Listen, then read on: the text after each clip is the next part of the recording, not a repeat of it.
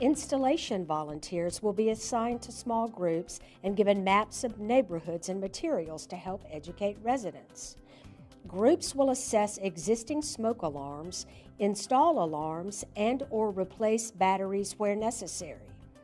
Before heading out, be sure that all volunteers are prepared with important supplies like comfortable walking shoes and weather-appropriate clothing, water, tracking forms, pens or pencils, and a folder or clipboard, maps of the area you'll be canvassing, a portable first aid kit, door hangers or flyer to leave when no one's home. Canvass and install in groups of 3 or 4 only during daylight hours.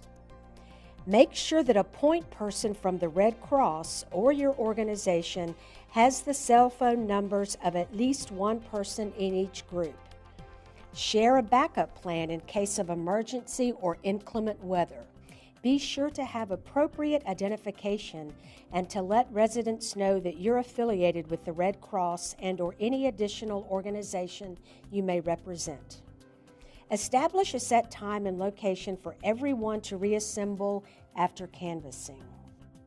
You should expect each installation to take about 20 minutes and consist of 5 steps. Introduction. Introduce yourself and the program, noting that you're with the Red Cross, and ask permission to enter the home to check smoke alarms. Installation. Check for working alarms, replacing batteries, or installing new alarms where needed. Education. Help the resident understand basic home fire safety and prevention. Data collection. Capture data needed to monitor and evaluate program activities. Closeout. Thank the resident for their time. Members of your group should be assigned to one of 3 roles: installer, educator, or documenter. Let's take a look at each of these in more detail. After greeting the family, the installer should ask an adult resident for permission to test all smoke alarms and ensure the home has working alarms on every level. For each smoke alarm in the home, do the following: test the alarm with the resident, check the manufacturer date on the back of each alarm. If an alarm is more than 5 years old, offer to install a new one.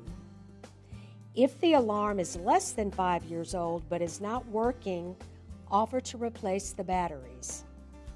If in doubt about how old an alarm is, replace with a new one. Ensure there are working alarms on each level and in key areas of the house, including hallways outside sleeping areas, on the ceiling at the bottom of stairways, in living rooms or dens. The preferred location to install is on the ceiling, close to the center of the room. If ceiling installation is not practical, wall mounts can be used. Avoid installing alarms in kitchens, attics, bathrooms, or garages, near fans, air vents, or heating appliances, or near exterior doors or windows.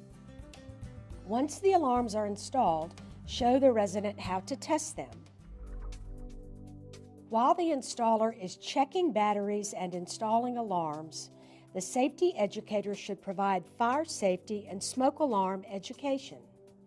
Plan to spend 7 to 10 minutes reviewing fire safety education and developing a family disaster plan. First, teach residents how to maintain, test, silence, and replace their alarms. Next, review the home fire safety checklist with the residents and address any hazards identified in the home, like cords running under rugs or curtains hanging above heating appliances. Using the dry erase boards provided, make an evacuation and family disaster plan with the residents, identifying escape routes, including 2 ways out of every room and an outside meeting spot. Meanwhile, The documenter should capture information about the home and the services provided. Before beginning home visits, become familiar with the Home Visit Record form and the Smoke Alarm Acknowledgement form, and make sure that you have enough copies of each. Document the visit by completing all 6 sections of the Home Visit Record with help from the resident. If residents do not wish to provide this information, they are still eligible to receive services. At the conclusion of each home visit, ensure that an adult resident completes and signs the acknowledgement form to acknowledge receipt of services. Let's take a look at an installation team in action. Hi. Hey, good afternoon. How are you? Good, how are you? I'm doing good. My name is John. This is Whitney, and this is Beth. Hi, guys. And we're with the American Red Cross, and we're out in the neighborhood today making sure that people have working smoke alarms and that they have a plan to get out of their home in case of a fire. Oh. May we come in and make sure that your smoke alarms are working and install any that you might need? Okay, sure. Yeah, come on in. We'd like to start by checking any smoke alarms that you have now in the home to make sure that they're working properly. Do you have some smoke alarms now? I think we do, perhaps in the hallway and maybe upstairs in the boys' bedrooms. Okay. Beth and I can check on those, and Whitney's got some safety information that she'd like to go over with you, if that's okay. Great. Sure. Mrs. Smith, I have a home fire safety checklist that I'd like to review with you. Great. And this document really shows some of the common ways that home fires are started. The most common start of a home fire is smoking in bed. And so this is a great document to share with your family that shows how to stay safe and prevent home fires. And most people are not aware that if your home catches on fire, you may have less than 2 minutes to escape. And so I have this home fire escape board that I'd like to share with you, and these are both yours to keep. And so what you do with this board is you draw a floor plan of your house, and every room would need 2 safe exits to escape a burning home. Okay. And then your family can practice this and time yourself to make sure that you can get out in 2 minutes. Now, Mrs. Smith, I'd like to educate you on your new smoke alarms that we're providing. And these smoke alarms are actually good for 10 years. And so you won't need to change the battery on these. And then there's 2 buttons on the smoke alarm, one to test, and you just push this top button here. And then to turn off that sound, you push to hush. And you want to test your smoke alarms about once a month. And now we can check in with John and Beth and see how they're going with your installation. As Whitney mentioned, a lot of home fires start in the kitchen, but because there's some smoke in here on a normal basis, we don't actually install the smoke alarms in the kitchen. I see. So here, we might want to install one right here, just outside the kitchen. And since you've got this hallway, actually, we could put one here, or actually right here may be a very good place, about midway through the hallway here.